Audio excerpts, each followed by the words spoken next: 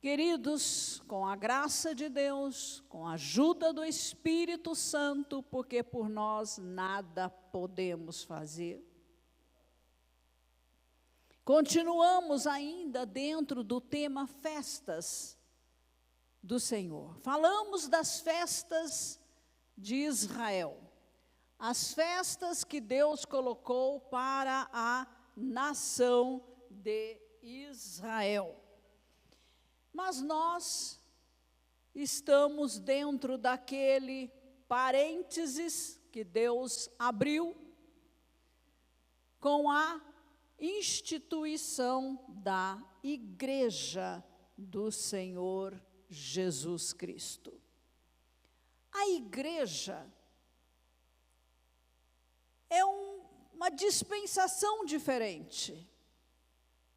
Não podemos misturar com Israel. Israel está na aliança mosaica, aguardando que o parêntese da igreja feche, a igreja seja removida e Deus vai retornar o seu tratamento com a nação de Israel. Israel tem que sair da aliança mosaica para a nova aliança, né? Ou seja, tem que conhecer o Messias de Israel e ser salva como nação.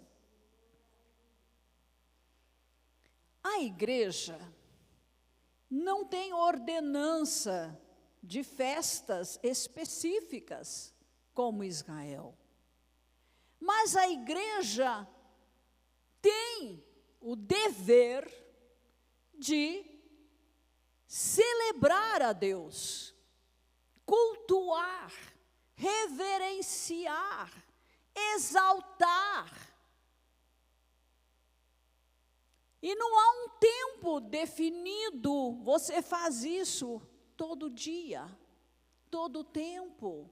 Mas a igreja estabeleceu um dia para que o corpo, a igreja local, se reúna coletivamente para adorar a Deus como corpo, como igreja.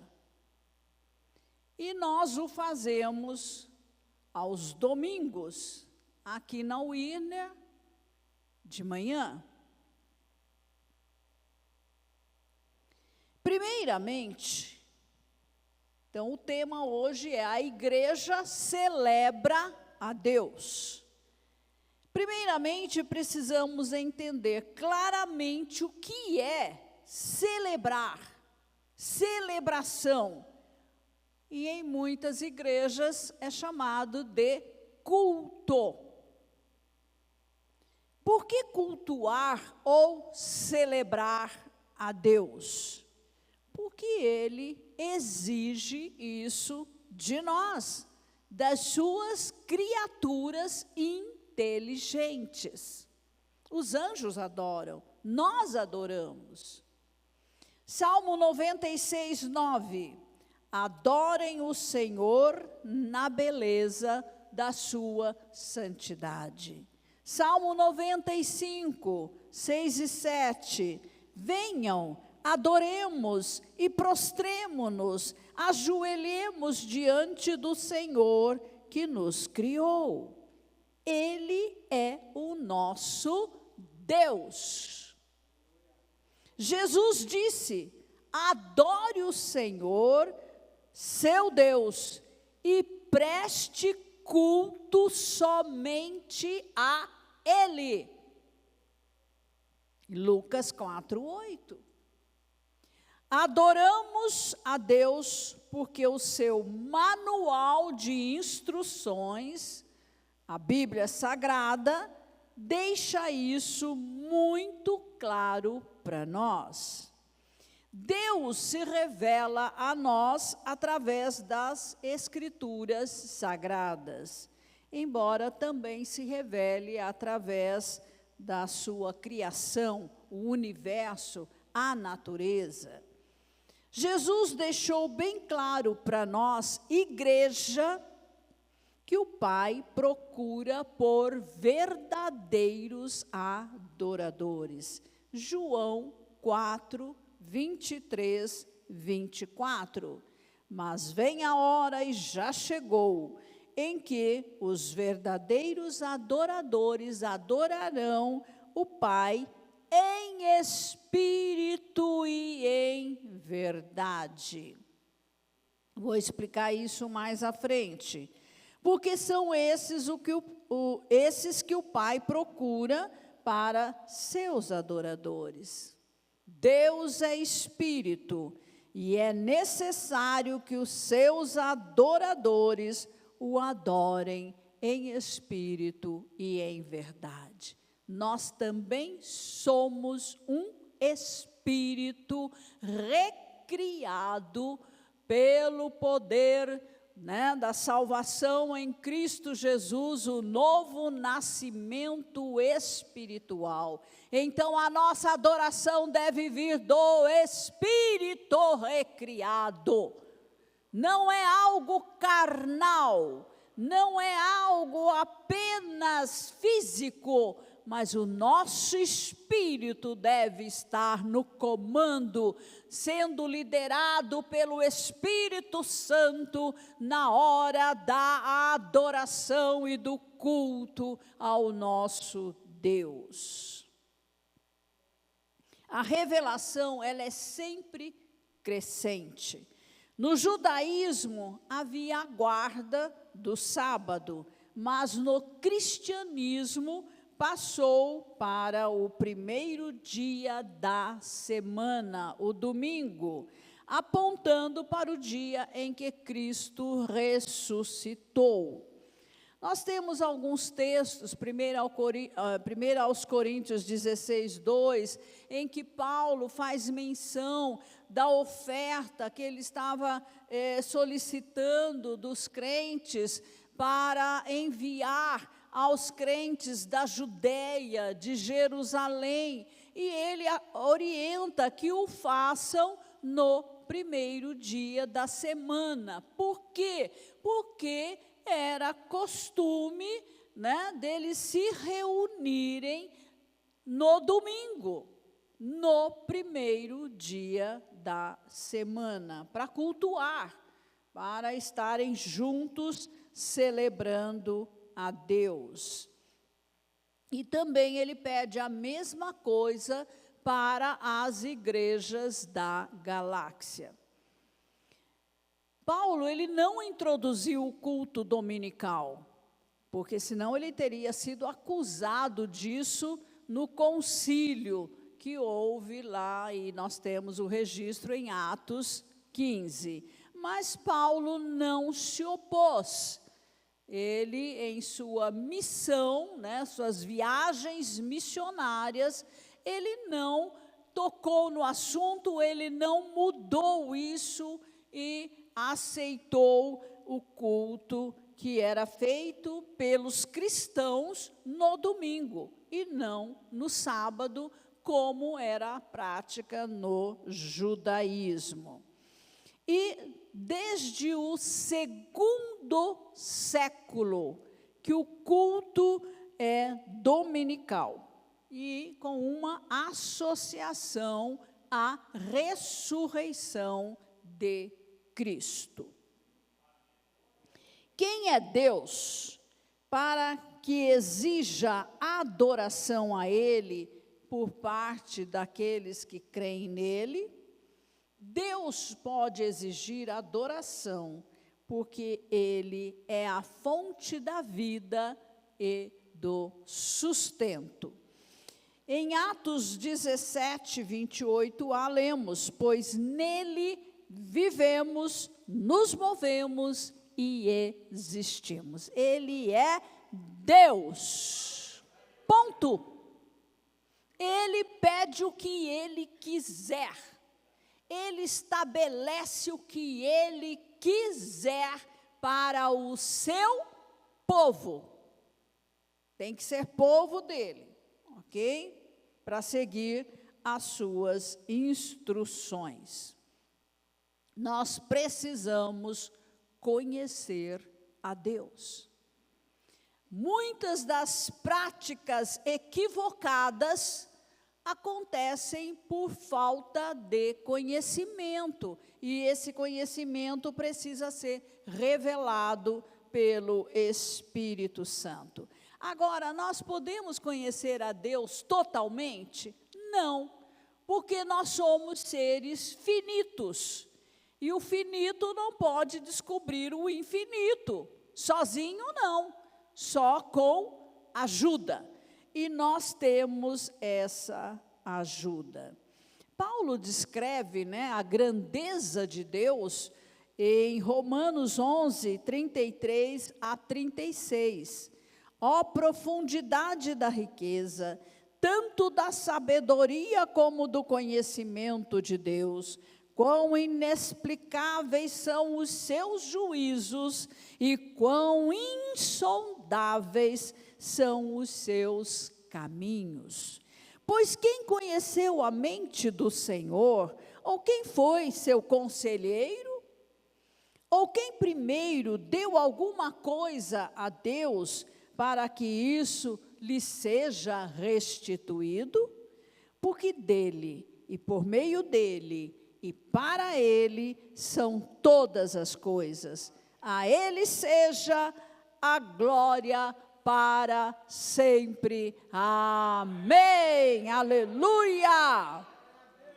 Nós não podemos compreender a plenitude da natureza de Deus, nem ter uma ideia completa de todos os seus planos e desígnios, mas Deus se revela a nós.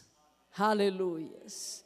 Em Hebreus 1, 1 a 3, lemos: antigamente, Deus falou por muitas vezes e de muitas maneiras aos nossos pais, pelos profetas. Mas nestes últimos dias, nos falou pelo Filho, Jesus, a quem constituiu herdeiro de todas as coisas e pelo qual fez o universo. O Filho, que é o resplendor da glória de Deus e a expressão exata do seu ser, sustentando todas as coisas pela sua palavra poderosa, depois de ter feito a purificação dos pecados, seu sacrifício substituto, assentou-se à direita da majestade nas alturas. É o lugar onde Jesus está, na sala do trono, recebendo adoração lá no céu. Mas Ele também pode estar entre nós, passeia entre nós e recebe a nossa adoração. Aleluias, Ele é Deus. João 1,18 declara: ninguém jamais viu a Deus, mas o Deus unigênito, que está junto do Pai, é quem o revelou. Quem é esse? Jesus, ressurreto, assentado ali em glória e majestade. Embora o ser humano sem ajuda não possa vir a conhecer o Deus infinito, fica claro que Deus se revelou e pode ser conhecido numa medida que Ele permite. Esse conhecimento é necessário para que sejamos salvos e vivamos para o louvor da sua glória. Lá na eternidade, nós o conheceremos mais plenamente. 1 Coríntios 13, 12 diz: porque agora vemos como num espelho, de forma obscura, depois veremos face a face. Agora, meu conhecimento é incompleto, depois conhecerei como também sou conhecido. Aleluias. Glória a Deus. A Bíblia não discute, não explica a existência de Deus. Gênesis 1:1 começa dizendo: no princípio criou Deus os céus e a terra. Ponto. Ou você crê, ou você não crê. Você escolhe. Você decide, tá? Todos os adoradores de Deus aceitam a existência de Deus como um ato de fé. E a fé é um dom de Deus, Romanos 10:17. Mas a nossa fé também é sustentada por evidências claras da sua existência. Romanos 1:19-21 diz: pois o que se pode conhecer a respeito de Deus é manifesto entre eles, porque Deus lhes manifestou. Porque os atributos invisíveis de Deus, isto é, o seu eterno poder e a sua divindade, claramente se reconhecem desde a criação do mundo, sendo percebidos por meio das coisas que Deus fez. Por isso, os seres humanos são indesculpáveis, porque tendo conhecimento de Deus, não o glorificaram como Deus, nem lhe deram graças. Pelo contrário, se tornaram nulos em seus próprios raciocínios, e o coração insensato deles se obscureceu. Onde falta fé, há trevas. Onde há fé, há luz, há revelação, há confirmação, há testemunho interior. Aceitamos Deus pela fé, e só o Espírito Santo pode nos ajudar a crer nele.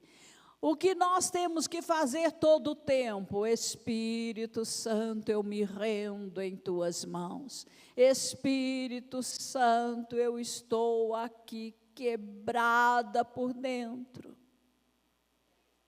Eu estou como pó na presença do Senhor. Dependo de ti, Espírito Santo. Revela-me o Pai. Revela-me Jesus. Leva-me à sala do trono. É o Espírito Santo, irmãos. Sem Ele você não chega lá. Sem Ele você não tem revelação. Algumas passagens, porque Deus é Espírito, né? Ele não está limitado a um corpo físico. Algumas passagens bíblicas representam Deus como tendo olhos, ouvidos, mãos, braço, e essas figuras de linguagem são chamadas de antropomorfismo, o que significa semelhante ao ser humano. Quem tem olhos, ouvidos, braços são os seres humanos, mas isso é para nos ajudar a compreender melhor a Deus. Eu estou no tema celebrar a Deus, tá? Até aqui eu discorri quem é Deus para receber a adoração dos que creem nele. E agora, para saber melhor quem é Deus, nós vamos olhar para os seus atributos, tá? Esses atributos são perfeições e excelências da sua natureza, que ele considera essenciais para a nossa adoração, culto, celebração ou comunhão. Como você pode celebrar alguém que você não conhece? Como você pode adorar a um ser que você não conhece? É impossível. Não vai conhecer plenamente, mas o Espírito Santo te leva ao Pai e te leva a Jesus. Primeiro atributo: Deus é autoexistente. João 5:26. Porque assim como o Pai tem vida em si mesmo, também concedeu ao Filho ter vida em si mesmo. Jerônimo disse: Deus é a origem de si mesmo e a causa da sua substância. Deus não foi causado, nem teve origem. Sua mente alcança isso? A minha não. Eu aceito em fé. Colossenses 1:17 diz: Ele é antes de todas as coisas, de todas as coisas. Nele tudo subsiste. Tudo.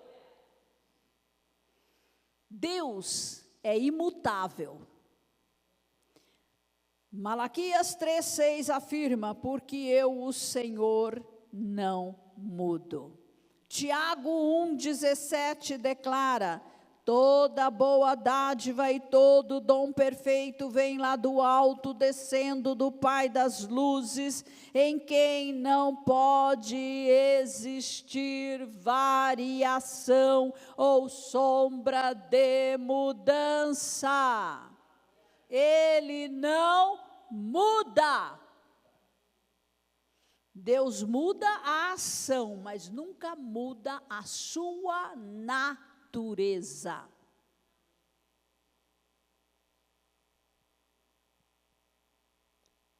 Hebreus 13:8 afirma a respeito do Senhor Jesus Cristo, que é coigual com o Pai. Jesus Cristo é o mesmo, ontem, hoje e para sempre. Não muda.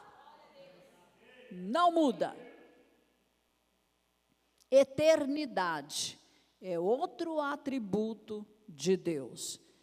Por que eu estou citando resumidamente os atributos? Por quê?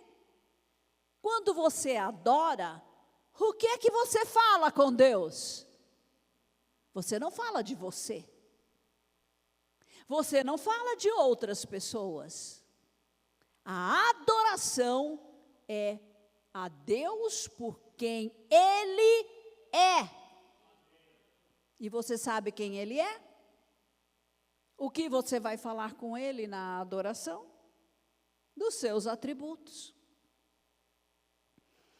Eternidade, porque Deus é autoexistente, Ele é eterno, Ele não foi feito, Ele não depende de outro ser, Ele tem vida em si mesmo.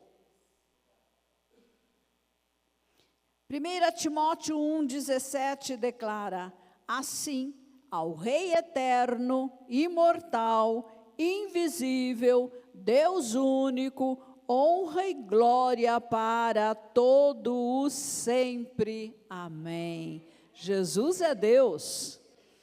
O Deus eterno é o doador da vida eterna, através do seu Filho eterno. 1 de João 5,12 afirma: quem tem o Filho tem a vida eterna. Quem não tem o Filho de Deus não tem a vida eterna. A vida é um dom, um presente, e vem de Deus. Deus é a fonte. Inesgotável, porque Ele tem vida própria, né?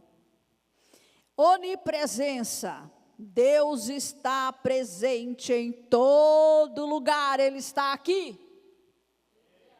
É maravilhoso saber que quando oramos, adoramos ou servimos, Deus está presente. Precisamos desenvolver a consciência da presença de Deus todo o tempo conosco. O Senhor Jesus prometeu estar conosco todos os dias até a consumação do século. A presença de Deus está na igreja de uma maneira especial, mediante a obra do Espírito Santo.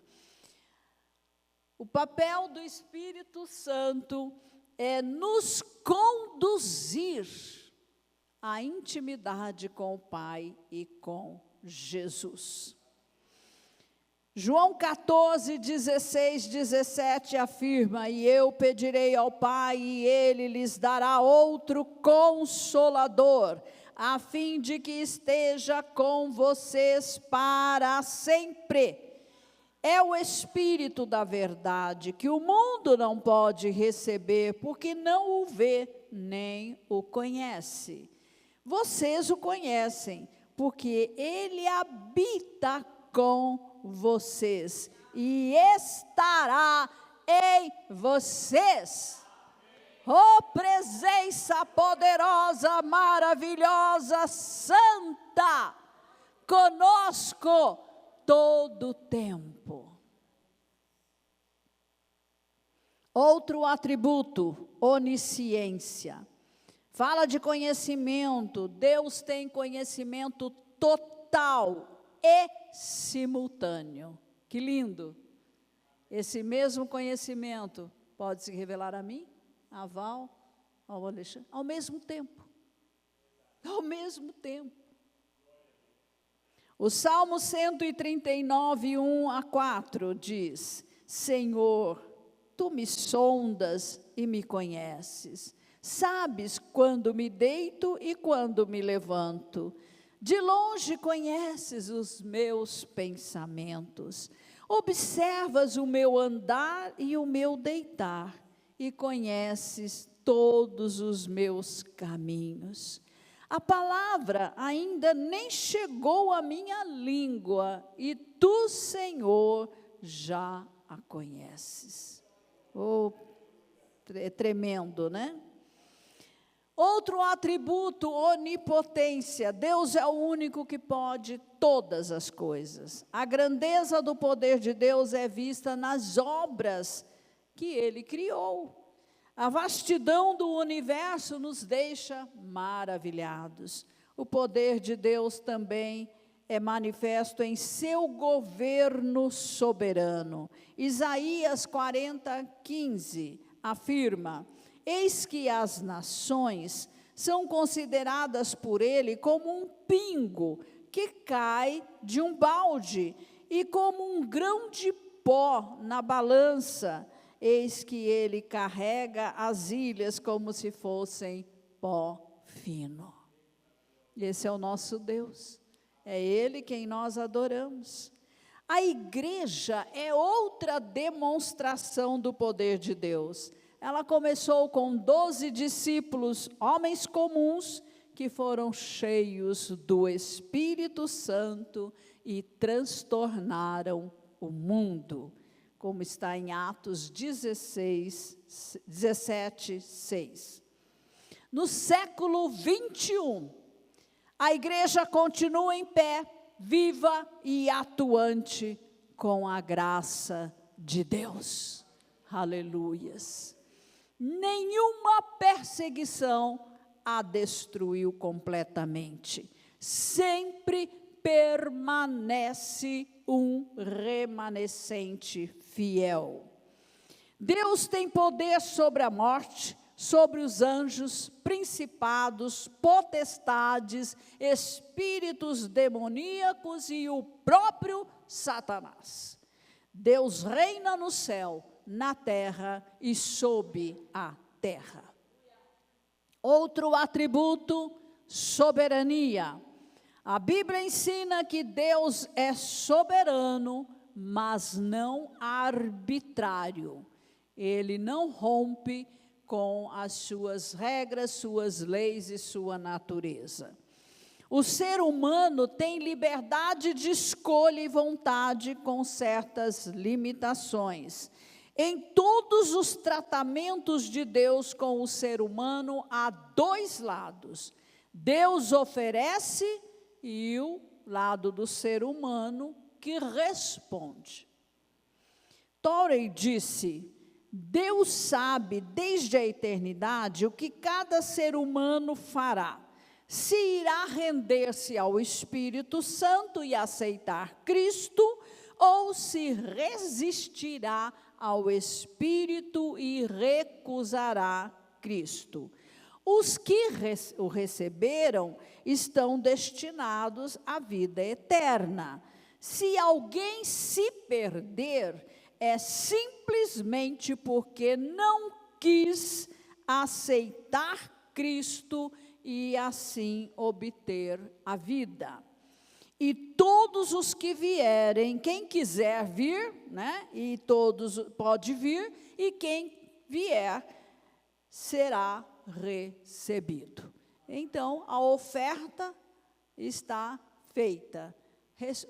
Ao ser humano cabe a resposta. Agora, brevemente, eu vou falar de atributos morais de Deus. São chamados de morais por terem sido compartilhados até certo ponto com o ser humano remido, e se referem ao caráter e à conduta. Santidade é o mais exaltado, né, na Bíblia. Deus é santo e requer santidade do seu povo. A ideia de santidade aqui, quando aplicada a Deus, é de separação, exaltação, perfeição absoluta de caráter. As Escrituras mencionam mais a santidade do que as outras virtudes de Deus. Mas são todas importantes igualmente. Quando aplicada aos seres humanos, ou coisas também, o sentido principal é de santificação, é de dedicação, de consagração e de separação. Esse local é santo ao Senhor, ele é separado, aqui não pode ser uma boate. Essas cadeiras são santas ao Senhor, esses instrumentos são santos ao Senhor. Eu e você somos santos ao Senhor. Não podemos ser de mais ninguém. Totalmente separados para Ele. Em 1 de Pedro 1, 15 a 16, lemos: assim como é santo aquele que os chamou, sejam santos vocês também em tudo o que fizerem, porque está escrito: sejam santos, porque eu sou santo. Mais tarde, a santidade passou a significar separação de toda impureza e idolatria.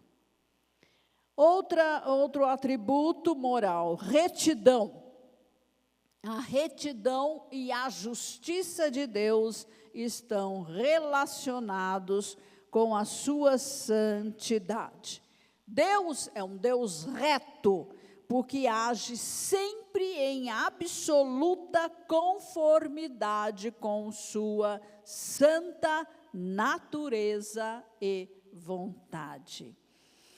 Eu vou ter, na mensagem, vocês vão ter, quem quiser pode ter acesso, eu não vou mais ler os versículos, eu vou apenas citar para nós,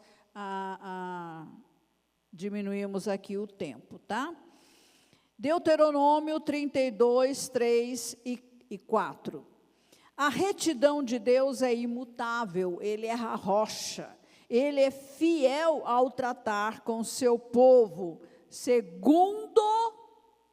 Prestem atenção, Deus é reto e justo ao lidar com o seu povo, segundo suas leis e alianças reveladas.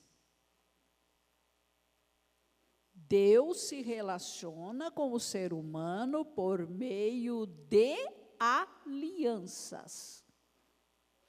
Toda aliança tem os seus termos, sua exigência para nós, comportamento, moral, caráter. A nossa aliança é a nova aliança em Cristo Jesus, ok? Sabe onde estão os termos da nova aliança? No Novo Testamento. Nova aliança, Novo Testamento. Não estou aqui desprezando o Antigo Testamento, mas eu tenho que ler e estudar o Antigo à luz da Nova Aliança, ok? Fazendo a distinção. 1 de Pedro 1, 15 a 16. Assim, haja ali, né? Sejam santos, porque eu sou santo. Segundo outro atributo, retidão, é o que eu já também estou terminando. Isaías 1, 16 a 18 diz: lavem-se, purifiquem-se, tirem da minha presença a maldade dos seus atos. Parem de fazer o mal, aprendam a fazer o bem, busquem a justiça, repreendam o opressor, garantam o direito dos órfãos, defendam a causa das viúvas. Justiça.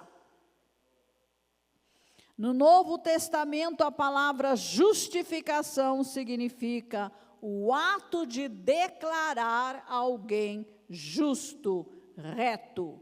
Aí você tem Romanos 3, 21 a 26. Nós fomos declarados justos, viu?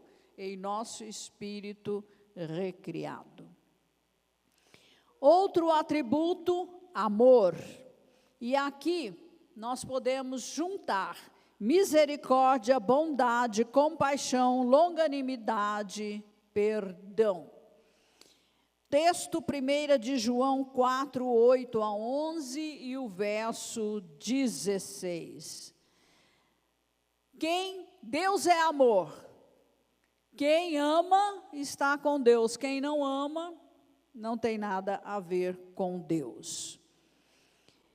E Deus prova o seu amor pelo crente, assegurando a sua salvação, enviando o Espírito Santo, colocando-nos no corpo de Cristo, tornando-nos filhos de Deus, provendo meios para a nossa cura, provendo sustento para as nossas necessidades. Outro atributo, fidelidade. Deus é fiel em manter suas promessas e alianças. Deus é fiel à nova aliança. Deus não pode mentir, isso nunca vai acontecer. Sabemos que todas as suas promessas serão cumpridas. Por quê? Deus, por sua natureza, não promete aquilo que Ele não pode cumprir. Sendo onipotente, ele é capaz de fazer o que promete. Agora, devemos compreender que algumas promessas estão atreladas à obediência da nossa parte. Se obedecemos, recebemos a promessa. Se não obedecemos, não recebemos a promessa. Por exemplo, honra teu pai e tua mãe. É um mandamento com promessa. Entendeu? Se honra, vai ter o resultado. Se não honra, não vai ter o resultado. Porque está atrelado à obediência. A celebração da igreja, eu estou já concluindo. Agora veja, quando você celebra a Deus, então, o que você vai exaltar em Deus? Seus atributos. Tem que decorar, tem que saber todos eles. E o que significa? Senão você não adora coisa nenhuma, porque não tem vocabulário para adorar. Simples assim. A primeira parte da nossa celebração é voltada unicamente a Deus.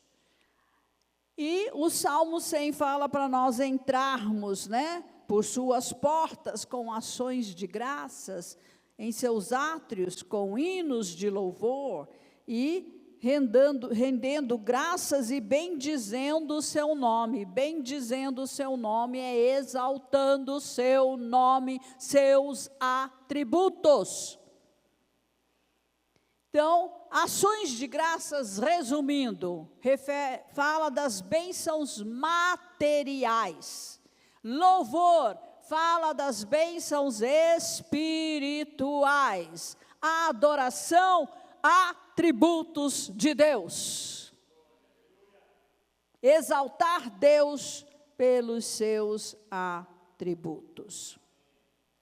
Agora, no culto, nós temos a adoração todinha é para Deus. Por isso, temos que ter cuidado com a letra das músicas. Se elas não estão voltadas para Deus, não é adoração. Chame de outra coisa. Não é toda música que é cantada na igreja que é adoração, depende da letra, do que está sendo dito. A outra parte que é voltada para nós é a ministração da palavra. Eu não preciso ensinar a Deus nem pregar para Ele, Ele tem todo o conhecimento. Quem não tem somos nós. E o que é essencial aqui em relação a nós? Edificação. Tudo que é falado daqui tem que edificar você. Não é paparicar, não é bajular, não é passar a mão em cima de pecados, não é. É edificar. E o que é edificar? Levantar, crescer, amadurecer, mudar. É para isso que tem um púlpito aqui. O que é essencial para a edificação das pessoas, de vocês? Conhecimento correto sobre quem Deus é. Primeiro, conhecer a Deus. Segundo, quem nós somos em Cristo Jesus. Não vou ficar falando do velho homem, tem que falar da nova criação em Cristo Jesus. Ok? Depois, conhecer a palavra de Deus. Olha, eu só conheço os atributos se eu vou para a palavra. Eu só oro corretamente se eu vou para a palavra. Eu só evangelizo corretamente se eu vou para a palavra. O meu norte é a palavra de Deus, a Bíblia. Temos que conhecer mais a palavra de Deus. Ensino, ensino, ensino. Nada de coisa rasa. Porque a palavra de Deus não volta vazia. Aqui na Winner, nós escolhemos ensinar por série. Porque estendemos mais o ensino.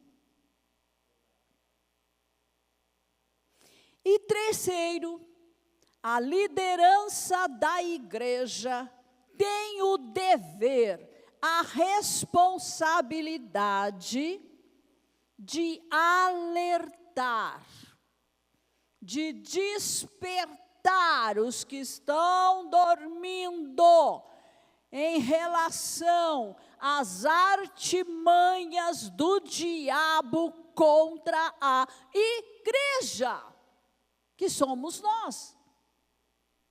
Avisar é sábio, é prudente. Eu não vou deixar você ir para o abismo sozinho e à vontade, não. A trombeta tem que soar, tem que chamar sua atenção. Agora, é claro, eu faço a minha parte, a resposta é sua, problema seu, não é meu. Eu cumpri com a minha responsabilidade. A celebração não visa o entretenimento das pessoas. Eu não estou aqui para dar show para vocês. Eu não estou aqui para fazer a sua alma ficar empolgada. Eu não estou nem aí com a sua alma. Ela tem que se curvar diante de Deus. Você tem que ficar quebrado, você tem que se reduzir a pó na presença de Deus. Só assim você vai conhecê-lo. Só assim você vai perceber a sua presença. Nenhum de nós fica com o narizão lá em cima na presença de Deus. Não é possível. Não é. Ele é Deus. Quem sou eu? O que eu sou em Cristo. Em mim não sou nada.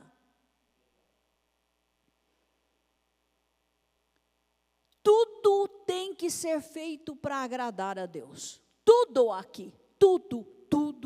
Você está sentado ouvindo? Faça isso para agradar a Deus. Você está adorando, faça isso para agradar a Deus. Você está orando, faça isso para agradar a Deus. Deus vem primeiro.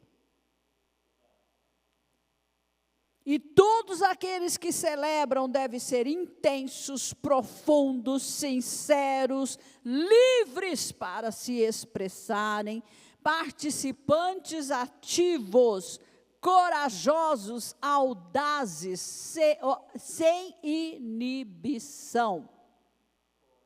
Levanta a mão, levanta o braço, mexe o corpo, sabe? Faça movimentos que o Espírito te leve a fazer. Para de ser poste. Acorda, meu irmão.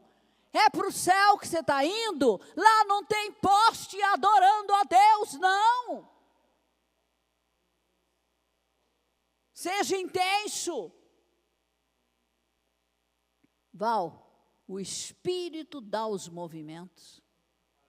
Você sabe disso. Vocês sabem quando eu faço isso? Vocês sabem por que eu estou fazendo? Porque os anjos com as suas asas fazem isso. Isso. Vocês sabem por que eu faço isso?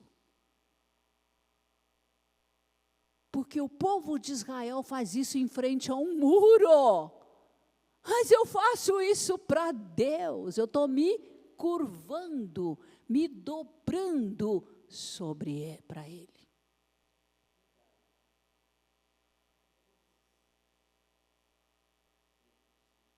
Não consigo entender. Eu não consigo entender.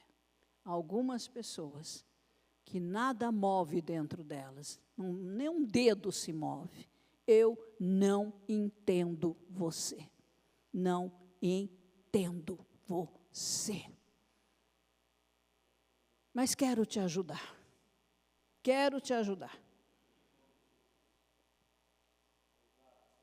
Hebreus 10, 25, deixa claro que nunca devemos deixar de nos congregar, reunir em Assembleia Santa, como é costume de alguns. Cultuar coletivamente fortalece a nossa fé e nos ajuda a perseverar nos caminhos do Senhor.